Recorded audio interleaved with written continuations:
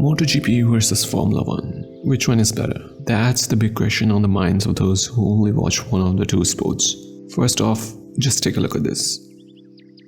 This is Formula 1. And now watch this.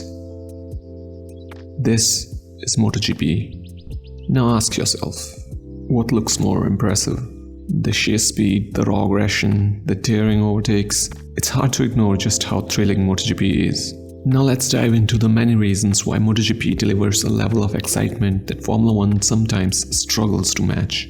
But before we do, I'll admit, the title of this video might be a little misleading.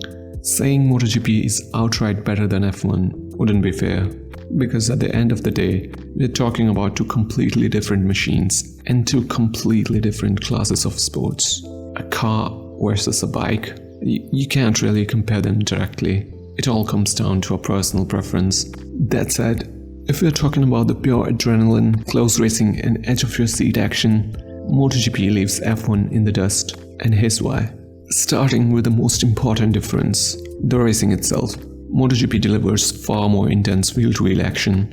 There's real elbow-to-elbow battling, and it gets even more exciting when you realize that MotoGP bikes actually reach higher top speeds on the straights compared to the F1 cars. On top of that, controlling a MotoGP bike is far more physically demanding. In F1, if you make a mistake and go off track, you can often continue without major consequences. Even if you damage your front wing, you can pit and replace it. But in MotoGP, there are no second chances. If you go off track or crash, that's it, your race is over.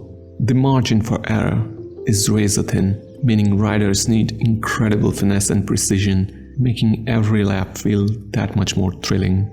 Another thing MotoGP gets right is penalties. Unlike F1, where penalties are handed out left and right, MotoGP embraces hard racing. Take this move for example. Was it aggressive?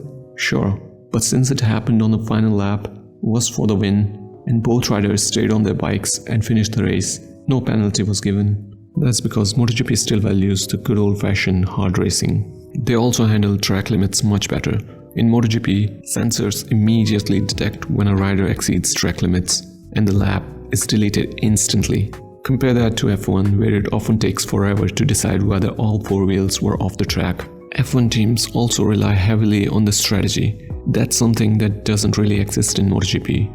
Riders start the race with one set of tires and finish the race on the same set, unless it suddenly starts raining, in which case they swap bikes fitted with rain tires. In MotoGP, once a rider is on track, it's all on them. They have to manage the tires, brakes, fuel, everything. The team can send a few messages on the dash or update them via the pit board, but that's about it. There's no constant back and forth on the team radio like in F1. It's just pure racing. Now let's talk about the teams in both sports, because this is where things differ quite a bit between MotoGP and Formula 1. In F1, teams are divided into two categories: engine manufacturers and customer teams.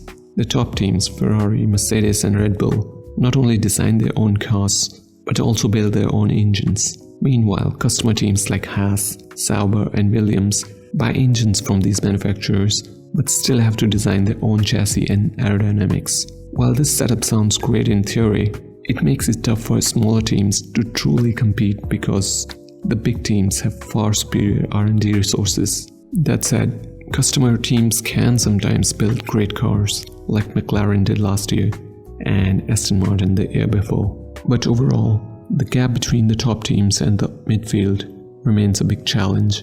In MotoGP though, the team structure is a bit simpler.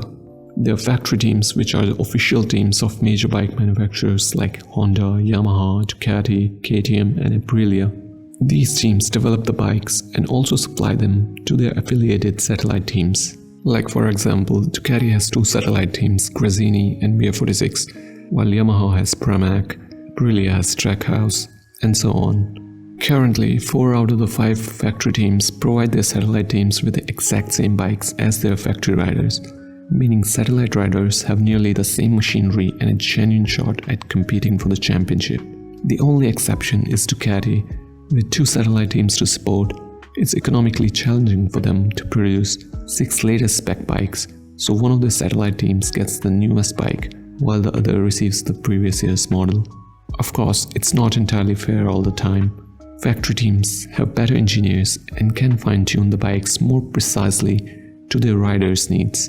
But as we saw last year, a satellite team rider actually won the championship, beating his factory counterpart.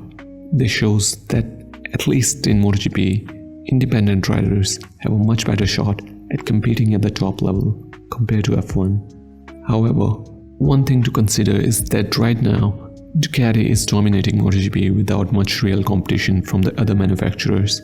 So in terms of overall competitiveness, F1 is in a better place than MotoGP right now. With how things are shaping up for 2025, it looks like we could see a close title fight between 4 teams, which is just great for the sport. Another advantage MotoGP has is grid size. There are 22 riders across 11 teams, which feels like the perfect number. The point system in MotoGP is also better. Points are awarded to the top 15 finishers, whereas in F1 only the top 10 score. This makes the constructors' fight tighter and more exciting. With the top 5 teams in F1 so far ahead of the rest, it's incredibly tough for midfield teams to score points. A revised points distribution could make things a lot more competitive in F1. Another good thing about MotoGP is that there are generally no team orders, or at least not as obvious as in F1. It's James. Please abort the fastest lap attempt for the end of the lap. That's very unfair, but okay. Now let's talk about the riders. The fitness level of MotoGP riders is on another level.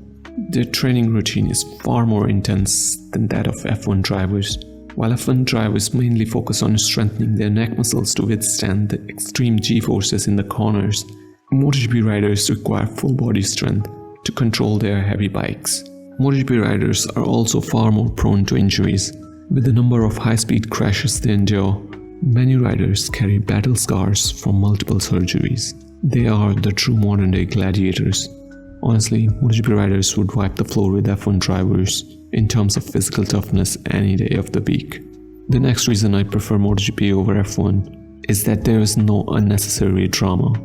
I get that on-track incidents can spark rivalries, but in F1, the drama often spills over into off-track nonsense.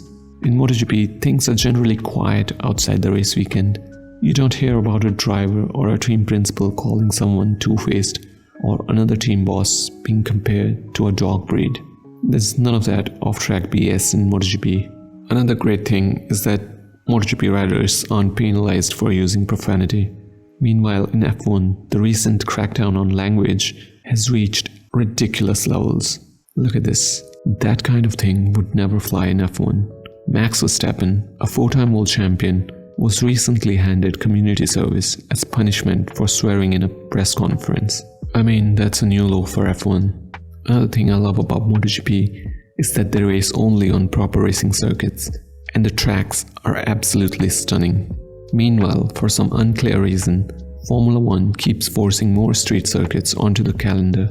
I don't know about you guys, but street tracks just don't do justice to the so-called pinnacle of motorsport. On these tight circuits, drivers have to be extra cautious because the barriers are so close and overtaking opportunities are minimal. They can't fully exploit the car's performance, so we often end up with a train of cars stuck behind each other while the leader cruises at a controlled pace. What's worse is that F1 is planning to add even more street tracks, which means traditional circuits will be dropped to make room. And that's a real shame. Another difference worth mentioning is the race duration.